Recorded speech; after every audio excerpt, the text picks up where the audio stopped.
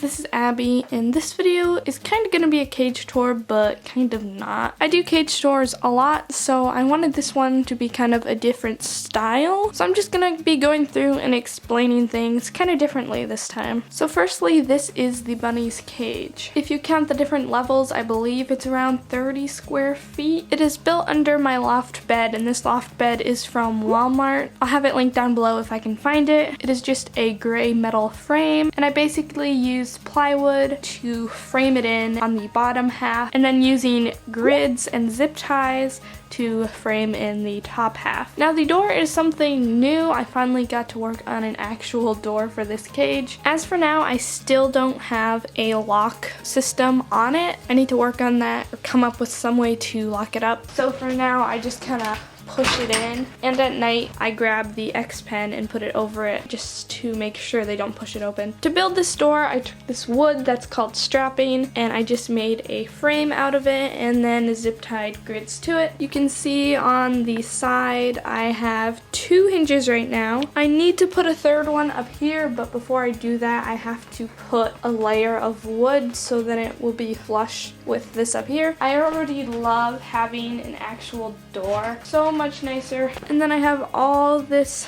space to walk in and out of and put things in and out. So I really picked this style of cage because I came up with this idea a long time ago. I thought it would be super cool, and really I had had my NIC condo for 2 years and I just wanted something new, something different. I came up with this cage. Inside the cage I kept the plywood natural. On the outside it's painted white to match our room. Along the bottom I just added a trim board for them to chew and to just kind of finish it to make it look nicer. I get a lot of questions on how I built the ramp. The ramp is just a piece of plywood, and the little grip thingies that run down it are just little pieces of wood that I screwed onto it. And then to make it a little hidey house, I just grabbed a piece of plywood that was laying outside and I asked my dad to cut it, and then I just screwed that on. To add levels, this level I drill pieces of wood down under there to rest it on, and I believe that's the only way it's being held up. Then the top level is just held up by the 2 pieces over there, and then it's zip tied on that side of the cage and zip tied on that side of the cage, which seems like it may not be too sturdy, but it actually is pretty sturdy. So now on to the actual cage stuff. Here are the water bowls. Some people wonder why I use bowls instead of like bottles. Bottles for me are really just unnecessary. Bowls are more natural. It's not that like bottles are super bad.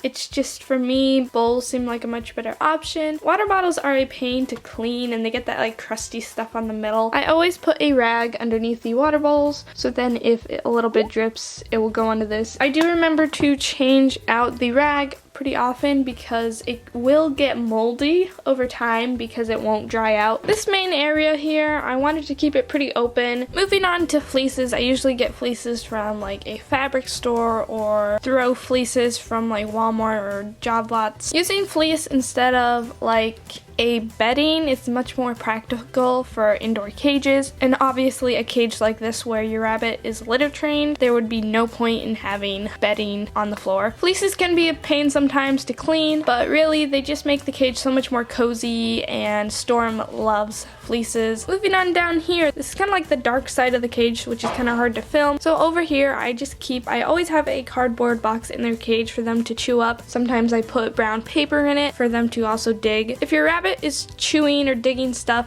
and you don't have a cardboard box, put in a cardboard box, and for me it really helps for them not to dig other stuff. As for litter boxes go, these litter boxes I got from Tractor Supply. I have also seen them in grocery stores before. They are quite old. I might be replacing them soon if I see the same one somewhere because they fit perfectly with the hay rack, just because the bottom of them are scratched and they get stained and it's hard to clean off. And as for hay racks goes, this is just my homemade hay rack, which I just made from wood that we have, and then I also bought a 1x12, I think, from the hardware store, and then just drilled out the holes. Having a big hay rack is helpful for cleaning purposes. The less you take out the hay bin, the better to keep your room clean. Hay is basically the messiest thing about owning rabbits. As for toys go, I try to keep toys pretty natural. Obviously, I do have some plastic toys because plastic, they're not really gonna eat it. If your rabbit does try to eat plastic, then do not use those toys. My favorite types of toys would be like grass type toys and wooden toys. I stay away from corn husk toys. I've just read some not so good things about corn husk, and it's still debated that corn husk is like bad for your pets, but as long as they're not really ingesting it, it's not gonna hurt them. But for Storm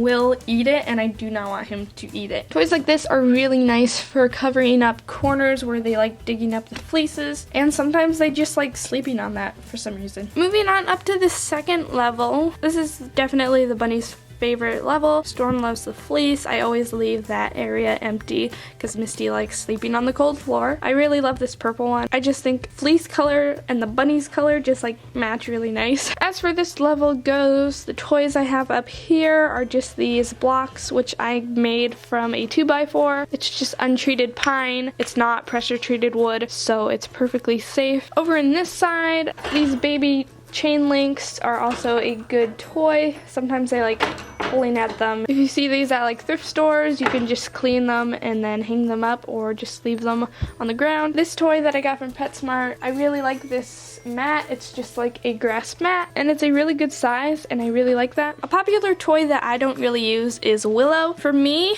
Storm eats the Willow way too much.